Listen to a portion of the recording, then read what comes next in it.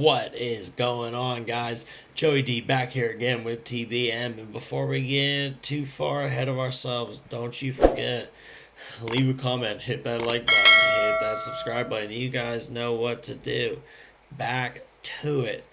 All right, just in case you guys didn't happen to see my one and only previous video, my name's Joey D. I'm going to be joining here with TBM to do some NHL puck picks. Regular season hockey is here, and I am about it.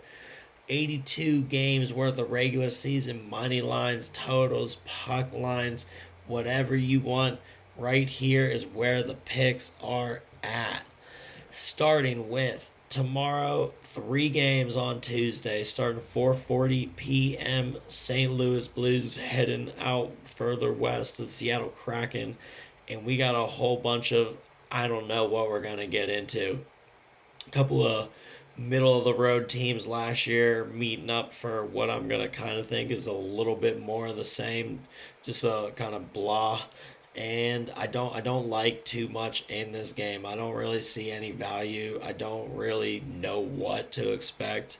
The one thing I am thinking might happen, I think we have two good goalies going out to start probably, in Jordan Binnington and Joey Decord, and I think they could combine to just shut it down and keep it under 5.5 or 6, depending on what your book has, and that would be something I would take a look at, but definitely not a personal play for me on the under there in St. Louis versus Seattle. Next game on the list, start at 7 p.m. Eastern Time, probably has the juice to be the game of the night. We got ourselves the defending Stanley Cup champions, Florida Panthers, hosting big bad Boston Bruins, and man, do I not like the Bruins, but they are good. So gotta give them their props a little bit, I guess. We're gonna have a tough one here. Like I said, Cats are defending champs, but tomorrow's gonna be a little hectic for Florida.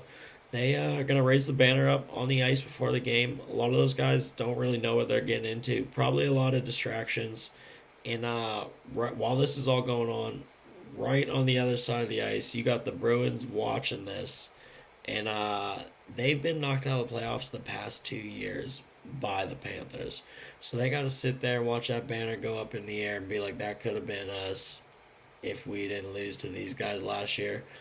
Again, this is not a personal play for me, but I do think that if I had to make a choice, I'm picking Bruins as the dogs on the road. I think Bruins are come out angry, come out fast, and really take it to the Panthers from first puck drop all the way through. So again, not a personal play for me, but I do lean Bruins money line tomorrow night.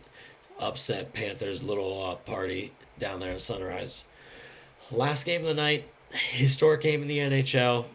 Late start for Eastern Time Zone. We got 10 p.m. puck drop. We got the new Utah Hockey Club hosting Connor Bedard and the Chicago Blackhawks. In case you haven't really been paying too much attention over the summer, Arizona Coyotes are no more. Team was sold to new ownership. New ownership moved them from Arizona to Utah. New name, new franchise, everything brand new. First game in history for the newly minted Utah Hockey Club. No mascot yet, but new team, new organization. And we do have a personal play in this 10 p.m. game. But before we get to the play, please don't forget, you know what to do. Hit that like button, hit that subscribe button, leave a comment down below. Let me know what you're thinking of these plays. You agree, disagree, let me know. I'd love to hear it. But back to the night game. First time ever, and I'm just going to go with Utah HC. Can't win them all if you don't win the first one. And I really think they got Blackhawks outmatched here, and I like Utah. If we look over here, I think the difference really going to be in the second and third line, the depth up front of the forwards. You got a solid first line. Connor Bedard for the Blackhawks, obviously a stud. But if you get below that, Tyler Bertuzzi and Taylor Hall are kind of fringe. They're good players, but not superstars. And then lines 3 and 4, you just start to get into not enough speed, really, just to be straight up honest, not enough speed. And as we scroll down here, other than Seth Jones, Mark Edward Vlasic, no real toughness on the defensive side. Not that much skill. Blackhawks were not a good team last year, and they brought back some new faces, but they still brought back not great team. And on the other side here, we flip over to Utah, and this is a Arizona team who had some moments last year, and we're stringing together some good games and playing some good hockey. And I love the speed coming through lines 2 and 3. Logan Cooley, Pittsburgh guy, fantastic player. Dylan Gunther can shoot the puck unbelievably. I mean, line 3 there is an absolute freight train for a third line. Matthias Michelli, number 63. Remember that name. Matthias Michelli. He's Finnish, not Italian. A little confusing, but my guy had a fantastic year last season, and he's another year more mature, another year older, and I think he's going to show out this year. And if we keep scrolling down, another big difference is this decor here for Utah. Mikhail Sergachev is just huge. Had to leave Tampa Bay, couldn't afford to pay him. No one wanted to probably watch him go, but he ends up here in Utah, and he is going to anchor down first. He's the best defenseman on the ice tomorrow night. No doubt about it. Not even close. And then you also got a couple good shutdown Ds in Ian Cole and Robert Bertuzzo. So I think Blackhawks have a tough time scoring, and I think Utah takes it to them.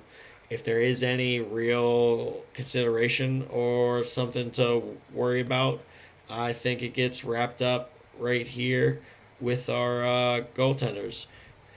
This is the projected goalies, Connor Ingram versus Peter Mrazek, and Connor Ingram is just a better goalie, in my opinion. Last season, same save percentage, better goals against average. Connor Ingram put up 6 shutouts in under 50 starts. It's unbelievable. He has the ability to just close out a team to nothing any given night. I like the goalie matchup. I like the team matchup. I like the dynamic that we got Utah Hockey Club hosting their first game ever in the NHL. Everything here points me to Utah, and I'm going to go Utah Hockey Club regulation. So I'm going, and your sportsbook might call it regulation money line. They might call it 60-minute money line. 3-way money line is another way to do it. But basically, we're betting Utah Hockey Club wins the game in regulation, no overtime. If the game goes to overtime and Utah wins, we lose the bet. But that is a personal play for me. I'm excited about it. Day 1 NHL. I can't wait. Let's get it going.